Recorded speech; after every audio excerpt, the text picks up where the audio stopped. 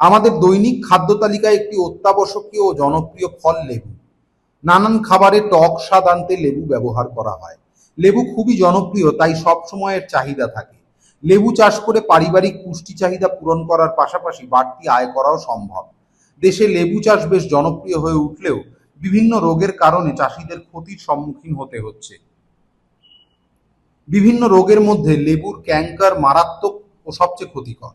আজ আমরা এই লেবুর ক্যাঙ্কার বা আঁচিল রোগের কারণ, লক্ষণ ও প্রতিকার ব্যবস্থা সম্পর্কে আলোচনা করব। এই রোগটি সাইট্রাস জাতীয় গাছে হয়ে থাকে। এই রোগটি জ্যান্থোমোনাস সাইট্রি নামক ব্যাকটেরিয়ার আক্রমণে হয়ে থাকে। এই ব্যাকটেরিয়া রোগাক্রান্ত গাছের পরিত্যক্ত অংশে বেঁচে থাকে এবং নতুনভাবে অন্য গাছকে আক্রমণ করে।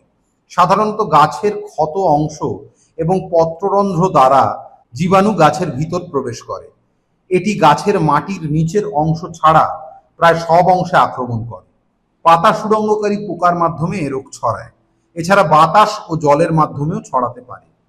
গাছের শাখা প্রশাখা, ফল, পাতা, ফলের বোঁটা, ডগা প্রভৃতি এ রোগে আক্রান্ত হয়। প্রথমে কচি পাতায় ছোট ছোট তেলের ফোঁটার ন্যায় দাগ উৎপন্ন হয়। কয়েকদিনের মধ্যে আক্রান্ত স্থান মোটা হয়ে মাঝখানের টিস্যু সাদাটে হয় এবং ফোস্কার মতো উঁচু হয়ে বের হয়ে আসে। ধীরে ধীরে দাগের রং বাদামি ও খসখসে হয়ে যায়, তবে তার কেন্দ্রস্থল একটু নিচু থাকে। দাগের চারিদিকে হলুদ আভা দ্বারা ঘেরা থাকে। এই দাগ পাতার উভয় পৃষ্ঠে দেখা যায়, তবে অধিকাংশ ক্ষেত্রে পাতার উল্টো পৃষ্ঠে বেশি হয় এবং উপরিভাগ খসখসে মনে হয়। দাগের মধ্যস্থিত টিস্যু খসে পড়ে এবং এর জন্য পাতায় ছোট ছোট ছিদ্রের সৃষ্টি হয়। গাছের উপরের দিকের পাতা ঝরে যায়। আক্রমণ তীব্র হলে সম্পূর্ণ গাছ মরে যায়। রোগটি কেবল ফলের খোসায় সীমাবদ্ধ থাকে এবং ভিতরের রসালো অংশের বিশেষ কোনো ক্ষতি করে না। ফলের ফলন তেমন কমে না, তবে বাজার মূল্য কমে যায়। নমস্কার, আমার নাম সুপ্রিয়া বেরা। আমি একজন লেবু চাষি। আমি লেবু গাছে কিছু রোগ সংক্রমণের বিষয়ে আপনাদেরকে দেখাচ্ছি। দেখুন, লেবু এই দাগটাকে হচ্ছে আঁচল রোগ বলে। এগুলো হচ্ছে প্রতিরোধ করার জন্য অবশ্যই গাছটাকে খুব ছোটবেলা থেকে আপনাদেরকে গাছের পরিবেশটাকে সুন্দর করে রাখতে হবে এবং পরিষ্কার পরিচ্ছন্ন রাখতে হবে। আর এই লেবুর যে আঁচল দাগটা, এটা হচ্ছে গাছের প্রচন্ড বৃষ্টি বা অপরিষ্কার থাকার জন্য হয়ে থাকে। এবার আসি প্রতিকার ব্যবস্থা। বাগান পরিষ্কার পরিচ্ছন্ন রাখতে হবে।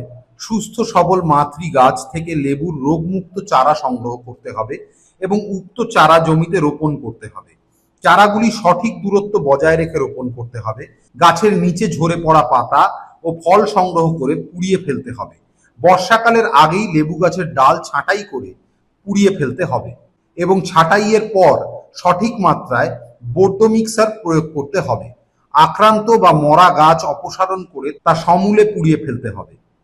কপার অক্সিক্লোরাইড 50% WP 4 গ্রাম প্রতি লিটার জলে বা স্ট্রেপ্টোসাইক্লিন 9:1 SP 1 গ্রাম 10 লিটার জলে গুলে নার্সারি এবং গাছেতে 15 দিন অন্তর 5 থেকে 7 বার করে স্প্রে করতে হবে। কপার অক্সিক্লোরাইড ও স্ট্রেপ্টোসাইক্লিন ওষুধ দুইটি পর্যায়ক্রমে একটা ব্যবহার করার পর আরেকটি ব্যবহার করতে হবে।